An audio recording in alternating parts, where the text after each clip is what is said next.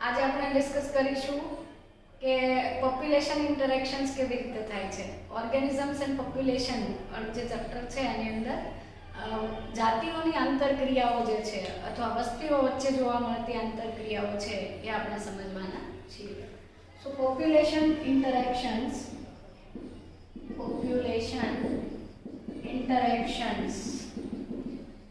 પહેલા તો પોપ્યુલેશન એટલે શું? એક જ જાતિના સભ્યોનો સમૂહ એટલે population. Many organisms or a group of organisms belonging to same species will produce population. એક જ જાતિના સભ્યો ભેગા મળીને એક જૂથ રચે જેને આપણે વસ્તી કહીએ છીએ અથવા પોપ્યુલેશન કહીએ છીએ.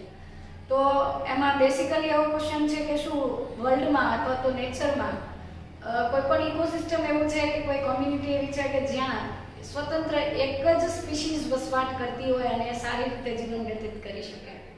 સો there is no single species which can survive alone in the nature. નેચરમાં એવી કોઈ સ્પીસીઝ નથી, એવી કોઈ જાતિ નથી કે જે સ્વતંત્ર એકલી અસ્તિત્વ ધરાવતી હોય. દાખલા તરીકે તમે એવું વિચારો કે વનસ્પતિ હોય તો એ કરી શકે કદાચ કે વનસ્પતિ જે છે એ સ્વયંપોષી છે તો પોતે સ્વતંત્ર અસ્તિત્વ ધરાવે, પણ એક જ જાતિની વનસ્પતિ જે છે એ આખા મોટા ક્ષેત્રફળની અંદર વસવાટ કરે અને એકલી જ સ્વતંત્ર અસ્તિત્વ ધરાવે, એને કોઈ બીજી જાતિની જરૂર નહીં પડે.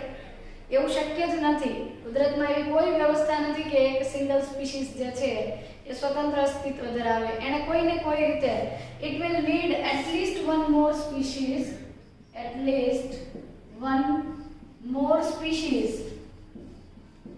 to feed on it. ખોરાક માટે એટલીસ્ટ એની પાસે એક એવી સ્પીસીઝ હોવી જોઈએ કે જેના ઉપર એ આધાર રાખે. પણ વનસ્પતિ તો ખોરાક જાતે બનાવે છે. એક્ઝેક્ટલી. પણ વનસ્પતિ ખોરાક બનાવવા માટે, પ્રકાશ સંશ્લેષણ માટે પાણી અને ખનિજ ક્ષારો જમીનમાંથી શોષે છે. તો પ્લાન્ટની જે પણ સ્પીસીઝ છે એ પણ it will require soil microbes or soil microorganisms. જમીનની અંદર કોઈક એવા વિશેષ સૂક્ષ્મ જીવો હોવા જરૂરી છે કે જે જમીનની અંદર જે પણ કાર્બનિક સંયોજનો છે અને અકાર્બનિક સંયોજનોમાં વિઘટન કરીને ફેરવે અને એ રીતે એ ઇનઓર્ગેનિક કમ્પોનન્ટ્સ જે છે એમાંથી ન્યુટ્રિયન્ટ અથવા તો ખનિજ પોષક તત્વો જે છે મિનરલ ન્યુટ્રિશન જે છે એ વનસ્પતિને પ્રાપ્ત થાય. ઓકે, પોષણની દ્રષ્ટિએ આ હેતુ લઈ શકાય. Otherwise we can say in case of pollination the cross pollinated species also require the animal mediators or we can say animal agency or agents to transfer the pollen grains from one plant to the another. એક છોડ પરથી અથવા એક વનસ્પતિ પરથી પરાગરજને બીજા છોડ સુધી લઈ જવા માટે પણ કોઈ પર્ટિક્યુલર કીટકો, પક્ષીઓ કે પ્રાણીઓની જાતિની જરૂર પડે છે. આમ વનસ્પતિનું સ્વતંત્ર અસ્તિત્વ અથવા કોઈ પણ સિંગલ સ્પીસીઝ જે છે નેચરમાં અસ્તિત્વ ધરાવતી નથી. There are many species in a given region and that will produce biotic community. Biotic community નો મતલબ છે કે જૈવ સમાજ અથવા જૈવિક સમાજ. જૈવિક સમાજ કોને કહેવાય? Biotic community, that means the total number of living organisms that are present in a given ecosystem. એક ઇકોસિસ્ટમ એટલે શું? એક તળાવ છે એની અંદર તમે સજીવ અને નિર્જીવ બંને ઘટકોને કન્સિડર કરો તો એ બને છે ઇકોસિસ્ટમ એટલે કે નિવસનતંત્ર. પણ એ તળાવની અંદરના ફક્ત બાયોટિક એટલે કે only if we consider the living organisms that time we can say it will produce the biotic community. હવે તળાવની અંદર જૈવિક સજીવો છે તો એમાંથી કેટલાક ફાઇટોપ્લેન્ક્ટન્સ હોય, કેટલાક ઝૂપ્લેન્ક્ટન્સ હોય, તો કેટલીક નાની માછલીઓ, મોટી માછલીઓ અને ફિશ ઇટિંગ બર્ડ્સ પણ હોય જે તળાવમાં રહેતા નથી પણ છતાંય તળાવની માછલીને ખાય છે. તો આહાર શૃંખલામાં આ બાયોટિક કમ્યુનિટી જે છે, બાયોટિક કમ્યુનિટીમાંથી કેટલાક જે છે પ્રોડ્યુસર્સ હશે એટલે કે એ ઉત્પાદકો હોય છે, તો કેટલાક જે છે એ પ્રોડ્યુસ નહીં કરતા હોય, they will be consumers એટલે કે તેઓ ઉપભોક્તા હોય છે, અને કેટલાક જે છે એ ડિકમ્પોઝર્સ એટલે કે વિઘટકો પણ હોય છે. આમ સ્વતંત્ર જાતિનું અસ્તિત્વ શક્ય નથી. જે તે જૈવિક સમાજની અંદર બહુ બધી જાતિઓ અસ્તિત્વ ધરાવે છે અને આ જાતિઓ જે છે એનું સ્વતંત્ર અસ્તિત્વ નથી. નથી. there will be population interactions. population of different species will interact with each other. Population of different species will interact with each other, and that is known as interspecific interactions. આનો અર્થ શું લઈશું? ઇન્ટરસ્પેસિફિક ઇન્ટરેક્શન્સ નો અર્થ થાય આંતરજાતીય વર્તણૂક અથવા આંતરજાતીય જે એકબીજા સાથેની પ્રતિક્રિયાઓ છે તે. તો ઇન્ટરસ્પેસિફિક ઇન્ટરેક્શન્સ નો મતલબ છે આંતરજાતીય પ્રતિક્રિયાઓ. આંતરજાતીય જો બે પ્રકારની પ્રતિક્રિયાઓ હોય, એક હોય ઇન્ટ્રાસ્પેસિફિક, એક હોય ઇન્ટ્રાસ્પેસિફિક. એ ઇન્ટ્રાસ્પેસિફિક કોની વચ્ચે હોય? જાતિના, એક જ જાતિના સભ્યો વચ્ચે કોઈ આંતરક્રિયા થાય એને આપણે કહીએ અંતઃજાતીય આંતરક્રિયા, જાતિના સભ્યો વચ્ચે થતી આંતરક્રિયા.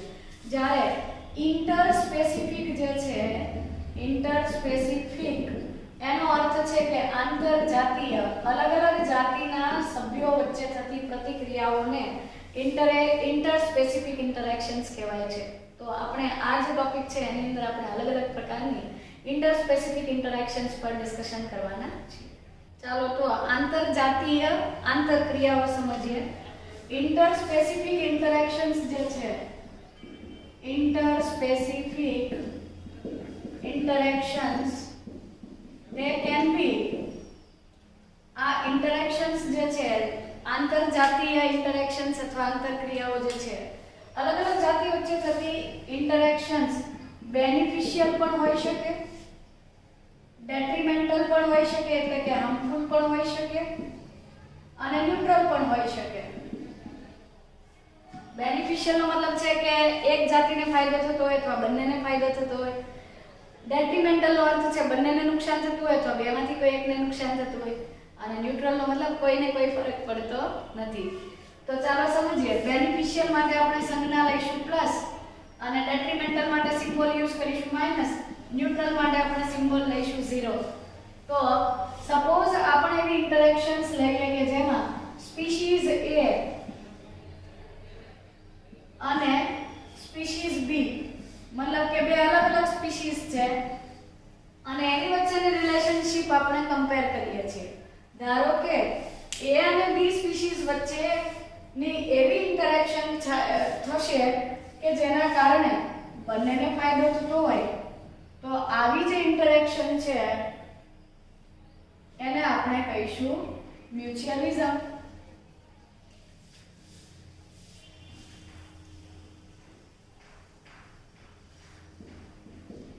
ઇન્ટરેક્શન. ચાલો એક બે અલગ અલગ જાતિ છે A અને B, બંને વચ્ચે કોઈક એવી પ્રતિક્રિયા થાય છે કે જેના લીધે બંનેને બેનિફિટ થાય છે, બંને જાતિના સભ્યોને ફાયદો થાય છે, તો એને આપણે કહીશું મ્યુચ્યુઅલિઝમ. મ્યુચ્યુઅલિઝમનો અર્થ છે સહોપકારિતા.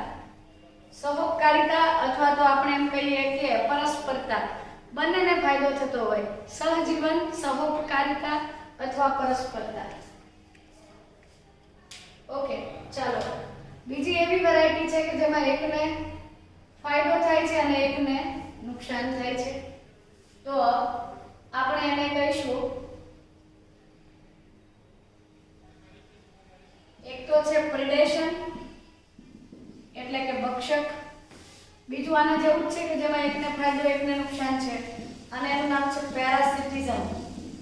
પેરાસિટિઝમ એક એવી જીવન પદ્ધતિ પણ જોવા મળે છે કે જેની અંદર એક જાતિના સભ્યને ફાયદો થાય છે પરંતુ બીજાને કોઈ નુકસાન કે ફાયદો કશું થતું નથી.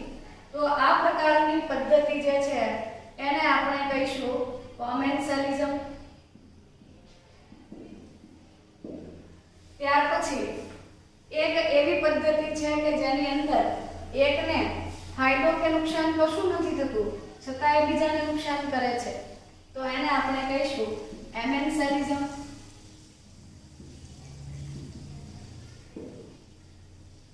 અને એની સાથે સાથે બંનેને નુકસાન થતું હોય એવી એક ઇન્ટરેક્શન જોઈએ કે એમાં એક જાતિને નુકસાન થાય છે અને બીજી જાતિને પણ નુકસાન થાય છે.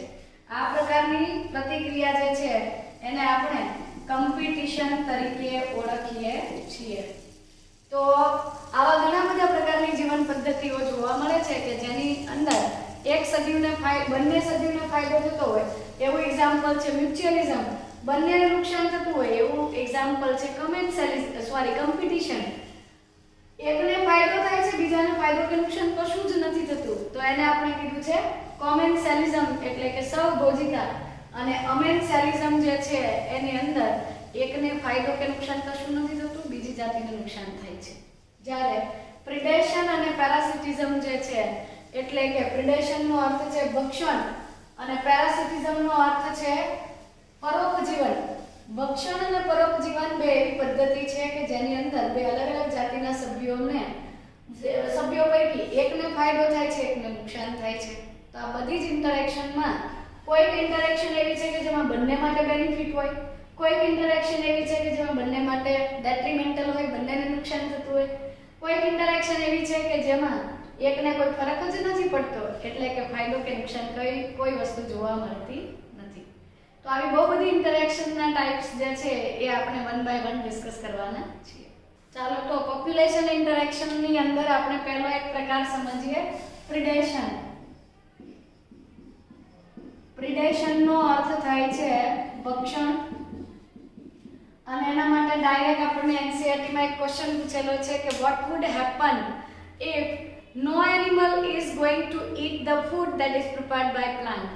Autotrophs એટલે કે ઓટોટ્રોફ્સ જે છે સ્વયંપોષી સજીવો જે છે ઓટોટ્રોફ્સ જે છે સ્વયંપોષીઓ જે છે they prepare their own food, organic food by photosynthesis. સ્વયંપોષીઓ મોટાભાગે પ્રકાશ સંશ્લેષણથી પોતાનો ખોરાક જાતે તૈયાર કરે છે પરંતુ જો આ ઓટોટ્રોફ્સે પ્રિપેર કરેલું ફૂડ કોઈ એનિમલ યુઝ નથી કરતું અથવા ખાતું નથી તો વિશ્વમાં શું થશે? એક્ઝેક્ટલી જે એનર્જી ફિક્સ થઈ છે સોલાર એનર્જી જે છે અથવા સૂર્યની જે ઉર્જા છે એ ફિક્સ થઈને રાસાયણિક એનર્જી અથવા કેમિકલ એનર્જીના ફોર્મમાં સ્ટોર થાય છે પ્લાન્ટમાં. બટ અગર જો પ્રિડેશન અથવા તો કોઈ એવી ઘટના થતી જ નથી કે એક પ્રાણી જે છે એ વનસ્પતિના ખોરાકને ખાય છે તો એક ટાઈમ એવો આવશે કે પૃથ્વી પર વનસ્પતિનું પ્રમાણ વધતું જશે પરંતુ એવું થતું નથી. So autotrophs prepare their own food and it is transferred and that's why the food chain and food web are possible in the nature. સામાન્ય રીતે predation is the way of transferring energy fixed by the transferring energy at different trophic levels and that is fixed by the plants. વનસ્પતિઓ દ્વારા fix થયેલી જે energy છે વનસ્પતિએ જે પ્રકાશ ઉર્જાનું સ્થાપન કરી રાસાયણિક ઉર્જામાં એને કન્વર્ટ કરી છે આ સ્થાપિત ઉર્જા અથવા તો એ કન્વર્ટ થયેલી જે ટ્રાન્સફર થયેલી એનર્જી ફિક્સ્ડ બાય પ્લાન્ટ્સ વનસ્પતિ દ્વારા તૈયાર થયેલા ખોરાક કાર્બનિક ખોરાક જે છે એ ઉર્જાનું એક રૂપાંતરણ છે અને એ રૂપાંતરિત ઉર્જા છે એ ભક્ષણના કારણે એક ટ્રોફિક લેવલથી એક પોષક સ્તરથી બીજા પોષક સ્તર પર સ્થળાંતરિત થાય છે. આ સ્થળાંતરણની પ્રોસેસ જે છે એના લીધે દરેક પોષક સ્તરે સભ્યોની સંખ્યા મર્યાદિત જળવાય છે અને ઉર્જાનું તેમજ દ્રવ્યોનું વહન થાય છે ચક્રીયકરણ થાય છે દ્રવ્યોનું. હવે આપણે એવું સમજીએ કે સામાન્ય રીતે આપણે પ્રિડેશનની વાત કરતા હોઈએ અથવા ભક્ષણની જ્યારે વાત કરીએ છીએ we generally think of the single example that tiger will predate. A tiger is predator for the deer. હરણનો ખોરાક તરીકે ઉપયોગ કરતું વાઘ સિંહ કે ચિત્તો આપણા મગજમાં આવે છે કે હરણ છે ભક્ષ્ય છે એટલે કે પ્રે છે અને ટાઈગર જે છે એ પ્રેડેટર બને છે એટલે કે ભક્ષક બને છે અને આ રીતે એમની વચ્ચે પ્રે અને પ્રેડેટરની રિલેશનશિપ જે છે એ મેન્ટેન થાય છે. બટ એવરી ટાઈમ એવું જ નથી કે આ એક જ જગ્યાએ ભક્ષણ થાય છે. ખરેખર તો આપણે પરિસ્થિતિ વિદ્યાની દ્રષ્ટિએ એટલે કે ઇકોલોજીકલી આપણે જોવા જઈએ તો the seed eating sparrow. Seed eating sparrow. Sparrow is no less than a predator. Less than a predator. That means કે વનસ્પતિના બીજને ખાનારી કોઈ પણ પ્રકારના બીજ ખાતા પક્ષી છે કે ચકલી જે છે એ પણ કોઈ ભક્ષક કરતા ઓછી નથી. વિચારો જો પક્ષીઓ જે છે એ બીજ ન ખાતા હોય તો વનસ્પતિના બીજ જે છે જ્યાં ત્યાં બધી જગ્યાએ સ્પ્રેડ થાય, ફેલાય અને એક ટાઈમ એવો આવે કે એ જાતિની વનસ્પતિ ખૂબ જ વધારે પડતી વિસ્તરણ પામે અથવા બહુ બધી જગ્યાએ ઉગી નીકળે. પરંતુ આવું થતું નથી. તો સામાન્ય રીતે આપણે એવું કહીએ છીએ કે જે વનસ્પતિનો ખોરાક તરીકે ઉપયોગ કરતા પ્રાણીઓ છે એને આપણે એક અલગ જૂથમાં વિભાજિત કરીએ છીએ અને એના માટે આપણે શબ્દ વાપરીએ છીએ હર્બીવોર્સ. હર્બીવોર્સનો અર્થ છે કે તૃણાહારી પ્રાણીઓ. તો તૃણાહારીઓ જે છે, હર્બીવોર્સ જે છે એ એવા પ્રાણીઓ છે કે જે સામાન્ય રીતે ઘાસચારો ખાય છે અથવા વનસ્પતિજન્ય નિપજો ખાય છે. વનસ્પતિના ફળ, બીજ કે પર્ણ કે ડાળીઓનો ઉપયોગ કરે છે. તો ખરેખર એ પણ ભક્ષણનું જ ઉદાહરણ છે. આ ભક્ષણની પ્રક્રિયા માટે આપણે ફક્ત એવું નથી કહી શકતા કે પ્રાણી છે બીજા પ્રાણીનું ભક્ષણ કરે તો જ એ ભક્ષણ કહેવાય. વનસ્પતિઓ પણ વનસ્પતિનું પણ ડાયરેક્ટ ભક્ષણ થતું હોય એવા ઘણા બધા એક્ઝામ્પલ્સ છે. છતાં આપણે એને અલગ લઈ લીધા છે કે એને હર્બીવોર કહીએ છીએ અને પ્રાણીઓ જે એક પ્રાણી બીજા પ્રાણીને ખાય છે તો આપણે એને કાર્નિવોર કહીએ છીએ. ચાલો તો આગળ સમજીએ કે આ ભક્ષણની પ્રક્રિયાના લીધે besides acting as a conduit for transferring energy at different trophic levels. At different trophic levels, the predators also have many important roles. આનો અર્થ શું છે? કંડ્યુટ્સ નો અર્થ છે વહન માર્ગો. ખરેખર તો પ્રેડેટર શું કરે છે? એક પોષક સ્તરે રહેલી ઉર્જા અથવા દ્રવ્ય છે અને બીજા પોષક સ્તર સુધી સ્થળાંતરિત કરે છે. આ સ્થળાંતરણ કે વહનના માર્ગ તરીકે વર્તવાની સાથે સાથે પ્રેડેટર્સ જે છે કુદરતી રીતે કેટલાક અગત્યના કાર્યો કરે છે, ઇમ્પોર્ટન્ટ રોલ્સ જે છે એ ભજવે છે, અગત્યનો ભાગ ભજવે છે. તો ચાલો સમજીએ કે કઈ રીતે અગત્યના ભાગ ભજવે છે. They are also helpful in controlling the population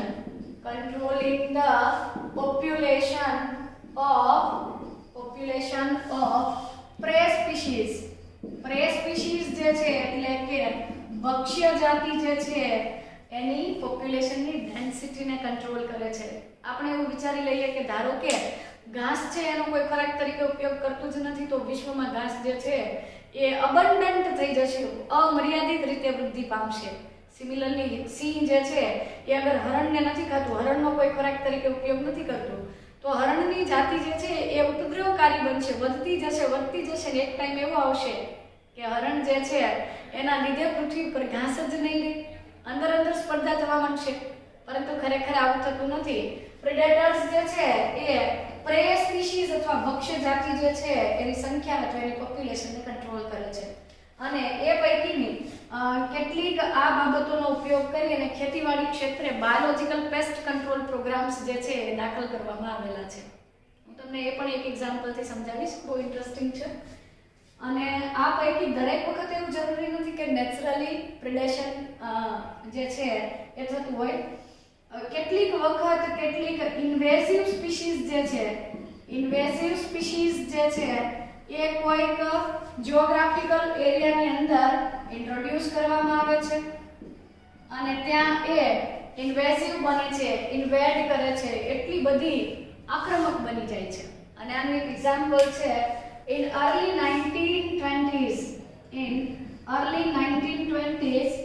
a species of prickly pear cactus was introduced into Australia.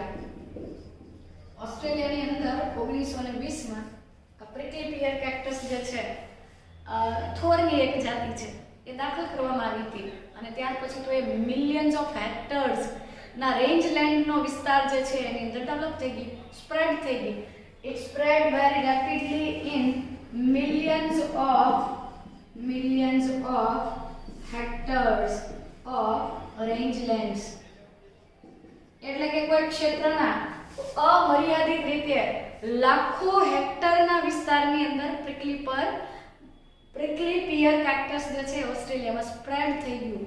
એટલું બધું ફેલાણુંનું રીઝન હતું કે કુદરતી રીતે આ જાતિ જે જગ્યાએ થાય છે ત્યાં એને કંટ્રોલ કરતા કેટલાક મોથ હતા, કેટલાક કેક્ટસ ફીડિંગ મોથ હતા.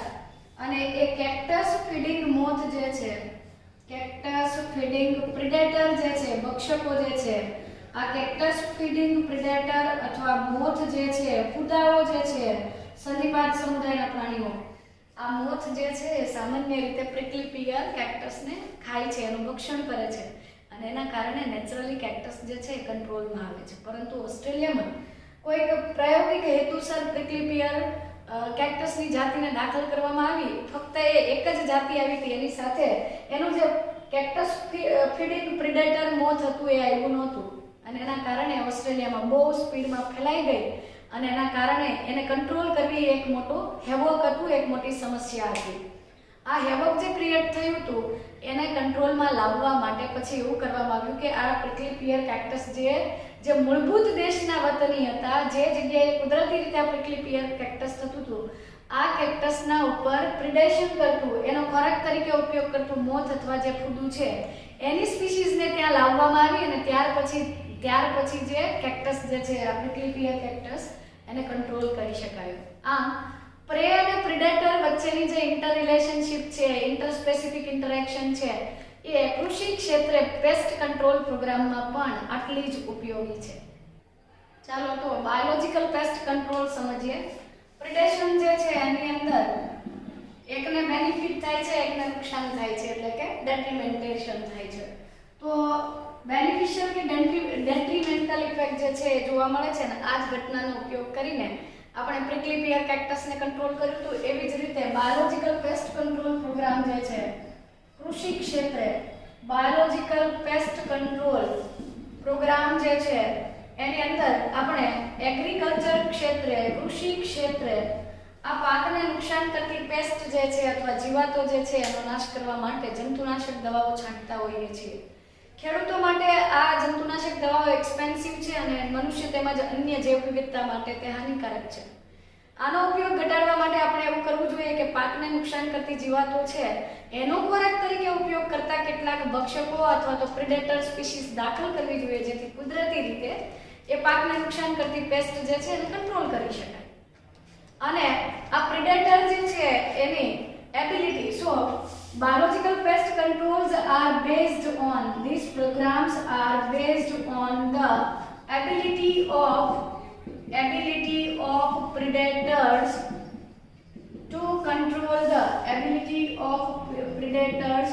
to control the prey population. ભક્ષક સજીવ જે છે જેનું એ ભક્ષણ કરે છે એની પોપ્યુલેશન અથવા એની વસ્તી જે છે એને કંટ્રોલ કરવા માટે જવાબદાર છે. તો એના માટે જે પ્રિડેટર છે એની અંદર એક એબિલિટી હોવી જોઈએ, સક્ષમ હોવું જોઈએ. ભક્ષક એટલું સક્ષમ હોય છે કે જે ભક્ષ્યને ખાઈ જાય છે એને કોઈ પણ રીતે ઇરેડિકેટ કરે છે, દૂર કરે છે અને એના કારણે પાકને નુકસાન થતી જીવાતોથી આપણે પાકને બચાવી શકીએ છીએ. એના માટે વધારાનો કોઈ ખર્ચો કરવો પડતો નથી.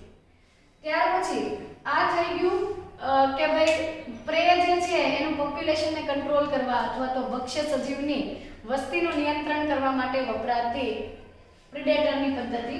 બીજી એક એવી મેથડ પણ છે કે જેની અંદર predators are also beneficial or predators are helpful to maintain the community diversity or we can say species diversity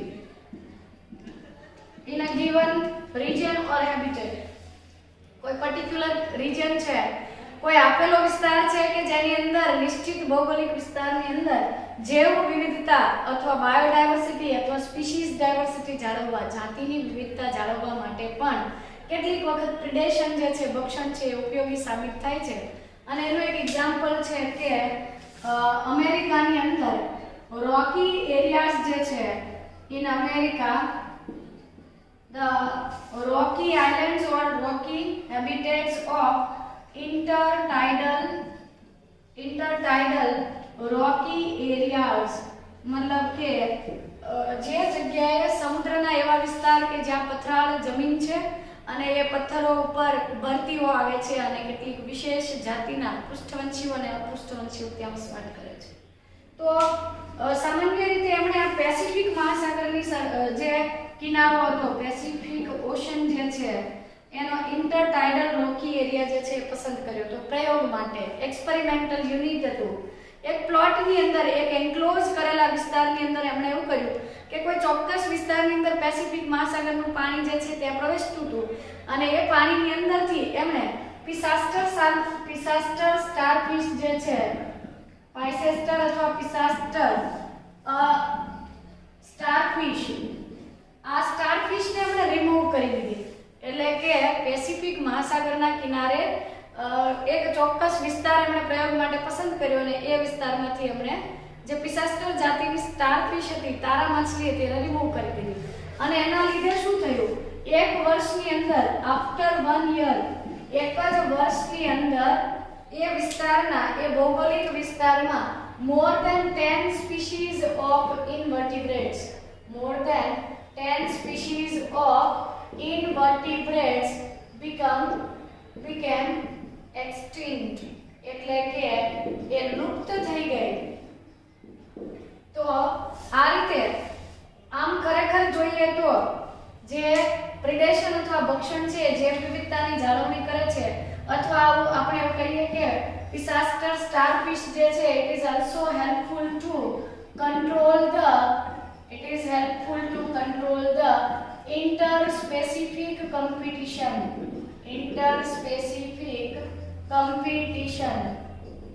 Interspecific competition નો અર્થ છે કે આંતરજાતીય સ્પર્ધા. એટલે કે બે અલગ અલગ જાતિના અથવા એક કરતા વધારે જાતિના સભ્યો વચ્ચે કોઈ સ્પર્ધા થઈ છે અને સ્પર્ધાના લીધે આ 10 જાતિના અપૃષ્ઠવંશીઓ લુપ્ત થઈ ગયા એક જ વર્ષમાં. તો સ્ટારફિશ પોતે પણ એક અપૃષ્ઠવંશી છે.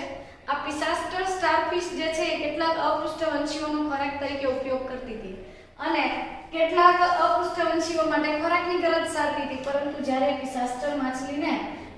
પિસાસ્ટર સ્ટારફિશ જે છે એને કાઢી લેવામાં આવી ત્યારે પેસિફિક મહાસાગરના કિનારે રહેલો જે ચોક્કસ વિસ્તાર જે પ્રયોગ માટે પસંદ કરેલો હતો એ વિસ્તારમાંથી એક જ વર્ષમાં 10 કરતા વધારે જાતિના અપૃષ્ઠવંશીઓ જે છે એ લુપ્ત થઈ ગયા, નાશ પામ્યા. એટલે કે એની જાતિ છે ઇરેડિકેટ થઈ ગઈ. આના પરથી એવું સાબિત થયું કે પિસાસ્ટર સ્ટારફિશ જે છે it can control the interspecific competition, એટલે કે આંતરજાતીય સ્પર્ધાનું નિયમન કરવા માટે પિસાસ્ટર સ્ટારફિશ અગત્યની છે. આમ પ્રે અને પ્રેડેટર વચ્ચેની આ રિલેશનશિપ જે છે એ નેચરમાં ખૂબ જ અગત્યની છે, જેથી કરીને જૈવ વિવિધતા જળવાય છે, જાતિ વિવિધતા જળવાય છે, જાતિની અંદર થતી સ્પર્ધાઓ જળવાય છે અને જે ભક્ષ્ય છે એની જાતિની વસ્તી જે છે એ વધારે પડતી વધી જતી નથી. ધારો કે આપણે એવું લઈએ કે if the predator is very skillful, if the predator is very dominant and it successfully exploits or it overexploits the prey species, it can be possible that after some time the species of prey will be extinct. એટલે કે ધારો કે કોઈ ભક્ષક વારંવાર સચોટ રીતે, ખૂબ સક્ષમ રીતે ભક્ષણ કરે છે કોઈક સજીવનું, તો એક ટાઈમ એવો આવશે કે બધા જ સજીવો કે બધા જ ભક્ષ્ય પદાર્થો ખવાઈ જશે અને પ્રે સ્પીસીસ જે છે that will become extinct. એટલે કે પ્રે જે છે અથવા તો ભક્ષ્ય પદાર્થો, ભક્ષ્ય સજીવો જે છે એ કેવા થઈ જશે, લુપ્ત થઈ જશે, એટલે કે એક્સટિંક્ટ થઈ જશે. પરંતુ ખરેખર આવું થાય તો શું થાય? ઉદાહરણ આપું તમને કે ધારો કે હરણનો ખોરાક તરીકે કોઈ શિકારી પ્રાણી ઉપયોગ નથી કરતો, તો એક ટાઈમ એવો આવે કે હરણ જે છે એ સતત ઘાસને ખાય અને એની સંખ્યામાં વધારો જ થતો જાય હરણ જે છે એની પોપ્યુલેશન વર્લ્ડમાં બહુ વધી જાય અને એક ટાઈમ એવો આવે કે હરણ એટલી બધી એની સંખ્યા વધી ગઈ છે, એટલી બધી એની વસ્તી વધી ગઈ છે કે પૃથ્વી ઉપરથી એ બધું જ ઘાસ જે છે ખાઈ જાય છે અને નવું ઘાસ ઉગે ત્યાં સુધીમાં તો એ મોસ્ટલી એ ખાઈ લે છે ને એક ટાઈમ એવો આવે કે પૃથ્વી પર ઘાસ જે છે એ સાફ થઈ જાય અને એના લીધે એનો ખોરાક જે છે એ ન મળવાના લીધે લાંબા ટાઈમે the predator will also become extinct. So followed by extinction of prey, the predator will gradually become extinct. એટલે કે એ પણ લુપ્ત થઈ જશે ખોરાકના અભાવે. lack of food, એને ખોરાક નહીં મળે. સેમ વસ્તુ સિંહ, વાઘ, ચિત્તો વગેરે બહુ બધા કેટલ્સ, દૂધાળા પશુઓ, બકરી, ભેંસ, ગાય અથવા હરણ કે એના જેવા જે પણ હર્બીવોર છે બધાને સાફ કરી દે. તો એક ટાઈમ એવો આવે કે એને ખોરાક માટે કોઈ તૃણાહારી સજીવ મળતું જ નથી અને તૃણાહારી સજીવ નહીં મળવાના કારણે એવી પરિસ્થિતિ આવશે કે જે પ્રે જે છે એ લુપ્ત થઈ જવાના કારણે પ્રેડેટર જે છે એ પણ લુપ્ત થઈ જાય. એટલે કે ભક્ષક પણ ખોરાકના અભાવે મૃત્યુ પામે, લુપ્ત થઈ જાય છે. તો આ રીતે પ્રે અને પ્રેડેટરની રિલેશનશિપ જે છે એ નેચરને ઇક્વિલિબ્રિયમમાં અથવા સંતુલિત રાખવા માટે, જૈવ વિવિધતાને જાળવવા માટે અને ભક્ષ્યની જાતિની સંખ્યા અથવા તો વસ્તીના સભ્યોની સંખ્યાને મેન્ટેન કરવા માટે ખૂબ જ અગત્યનું છે. ત્યાર પછી કેટલાક એડેપ્ટેશન જોઈએ આપણે અથવા તો પ્રે સ્પીસીઝ જે છે, prey species have developed some defense mechanism. Defenses નો અર્થ છે કે ભક્ષકો જે છે એ વારંવાર ભક્ષ્ય સજીવનો ખોરાક તરીકે ઉપયોગ કર્યા કરે છે, પરંતુ ભક્ષકોથી બચવા માટે પ્રે સ્પીસીઝની અંદર પણ કંઈક પ્રતિકાર ક્ષમતા છે, ડિફેન્સ મિકેનિઝમ એમની અંદર પણ જોવા મળે છે. ચાલો તો પ્રે સ્પીસીઝ જે છે અથવા જે ભક્ષ્ય સજીવો છે, to lessen the impact of predator, the prey species have developed certain defense mechanisms, or we can say certain defenses. એમનો પ્રતિકાર અથવા બચવા માટે, ભક્ષકોથી બચવા માટે ભક્ષ્ય સજીવો જે છે પ્રે સ્પીસીઝ છે એમાં પણ કેટલાક અનુકૂલનો છે, કેટલીક પ્રતિક્રિયાઓ છે. સામાન્ય રીતે ભક્ષકોથી બચવા માટે પ્રાણીઓની અંદર કોઈક વિશેષતાઓ જોવા મળે છે અને એનું એક્ઝામ્પલ લઈએ તો certain species of frogs and insects have developed the camouflage behavior. camouflage ની અંદર શું છે કે કેટલાક કીટકો એવું કરતા હોય કે પોતાના ભક્ષકોથી બચવા માટે પોતાના જેવા શરીરનો રંગ જેવો છે એવા રંગ છટ્ટા ધરાવતા વિસ્તારની અંદર એ સેટલ થતા હોય. જેમ કે ગ્રાસહોપર જે છે એ ભક્ષકોથી બચવા માટે એના બોડી જેવા જ કલરનું જે ગ્રાસ છે, જે ઘાસ છે એની અંદર એ વસવાટ કરે છે, જેથી કરીને ભક્ષકો એને ઇઝીલી આઈડેન્ટિફાઈ કરતા નથી. સિમિલરલી દેડકો, જમીન પર રહેતો દેડકો જે છે એ સામાન્ય રીતે જમીન જેવા કલરનો હોય છે અને ઇઝીલી કોઈ શિકારી પક્ષી કે પ્રાણી એને ઓળખી શકતું નથી. એવી જ રીતે ગ્રીન કલરના ફીધર્સ ધરાવતો પેરટ જે છે, પોપટ જે છે એ શિકારીથી બચવા માટે શું કરે છે, એના પીંછા જેવા કલરના જે પર્ણ ધરાવતા વૃક્ષો છે, લીફ એવા જે ટ્રીઝ છે એના પર જઈને બેસે છે, જેથી શિકારી એને ઓળખી શકતા નથી. કેટલાક એનિમલ્સ જે છે એ કેટલાક સર્ટન કેમિકલ્સ જે છે એ પણ ડેવલપ કરે છે અને એવી રીતે એ પોતાનો સ્વ બચાવ કરે છે અને એનું એક્ઝામ્પલ છે મોનાર્ક બટરફ્લાય. મોનાર્ક બટરફ્લાય જે છે એનો ખોરાક તરીકે ઉપયોગ કરતા કેટલાક પ્રિડેટરી બર્ડ્સ છે, પક્ષીઓ એને ખાય છે. આ મોનાર્ક બટરફ્લાય જે છે એ પોતે ડિસટેસ્ટફુલ બને છે, એટલે કે સ્વાદ રહિત બને છે. આવું કેવી રીતે થાય? મોનાર્ક બટરફ્લાય ડિમ્બીય તબક્કામાંથી પસાર થતી વખતે એની જે કેટરપિલર અવસ્થા છે, આ કેટરપિલર અવસ્થામાં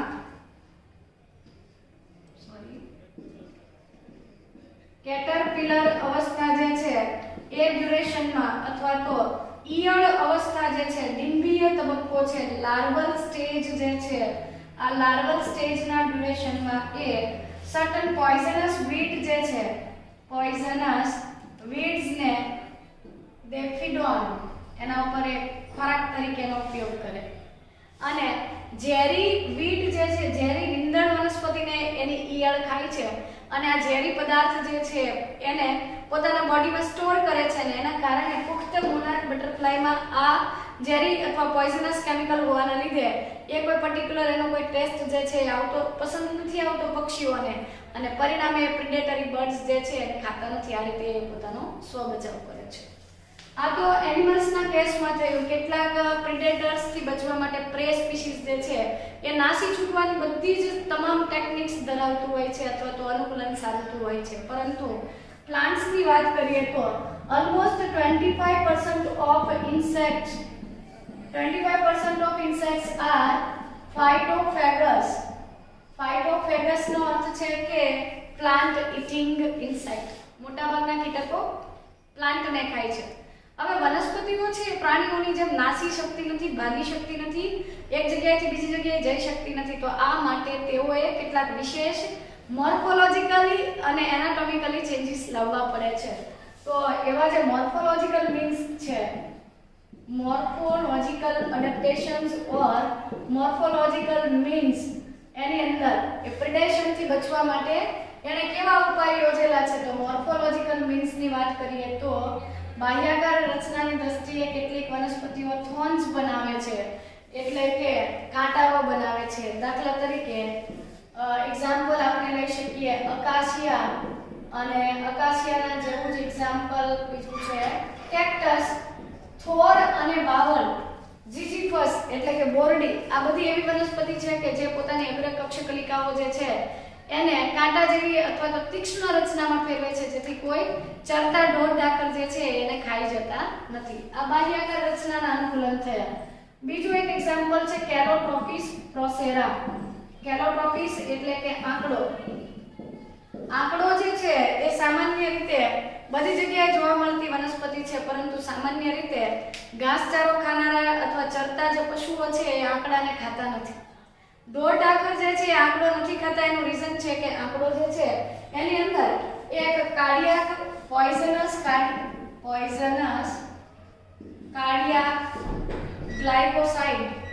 ગ્લાયકોસાઇડ્સનું સંશ્લેષણ થાય છે. આ ગ્લાયકોસાઇડ શું છે? એક પ્રકારનું કાર્બોહાઈડ્રેટ છે કે જે ઝેરી છે, વિષારી છે. કાર્ડિયાક એટલે હૃદય સંબંધિત તકલીફ સર્જે છે. મતલબ કે આંકડાની અંદર એક વિશેષ પ્રકારનું ઝેરી દ્રવ્ય ઉદ્ભવે છે અને આ ઝેરી દ્રવ્ય જે તે કેટલ અથવા તો ઘાસચારો ખાનારા જે તૃણાહારી છે એના શરીરમાં જાય તો એ પ્રાણી જે છે એનું હૃદય બંધ થઈ જાય છે અને પ્રાણીનું મૃત્યુ પણ થઈ શકે છે. આવા રીઝનથી આ પ્રાણીઓ છે એ આંકડો ખાતા નથી. આમ વનસ્પતિઓ જે છે એ આવા સ્પેસિફિક કેમિકલ્સ સિક્રેટ કરે છે અથવા કેમિકલ્સને produce and store the chemicals to defend the predators થી બચવા માટે એ આવા સર્ટન કેમિકલ્સ ઉત્પન્ન કરે છે અને આ કેમિકલને એ સંગ્રહ કરે છે અને આવા કેમિકલ્સ જે છે they can decrease or they can affect the digestion of food. મતલબ કે પ્રાણીના શરીરમાં આવા કેમિકલ્સથી ખોરાકનું ડાયજેશન થવાની પ્રોસેસ જે છે એ ડિક્રીઝ થઈ જાય છે અથવા અટકી જાય છે. એબ્ઝોર્પ્શન બંધ થઈ જાય છે. એનિમલ્સ જે છે they become sick. Even it will kill the animal. કેટલીક વખત પ્રાણીઓની અંદર તે શરીરના તાપમાનમાં વધારો કરે છે, ભૂખ ન લાગવી, ખોરાકનું પાચન ન થવું, અભિશોષણ ન થવું અથવા પ્રજનન ક્ષમતાને અસર પહોંચાડવી, એટલે કે પ્રાણીઓની અંદર રિપ્રોડક્શન જે છે એની એબિલિટી ડિક્રીઝ કરવી વગેરે કારણોસર આવા કેમિકલ્સ ધરાવતી વનસ્પતિ પોતાનો સ્વબચાવ કરે છે. એટલે કે પ્રાણીઓ આવી વનસ્પતિને ખાવાનું પસંદ કરતા નથી. કોમર્શિયલી કેટલીક વનસ્પતિનો આપણે ઉપયોગ કરીએ છીએ, જેમ કે ટોબેકોમાંથી મળતું નિકોટિન, ત્યાર પછી કોફીમાંથી મળતું કેફીન, ત્યાર પછી ક્વિનાઇન,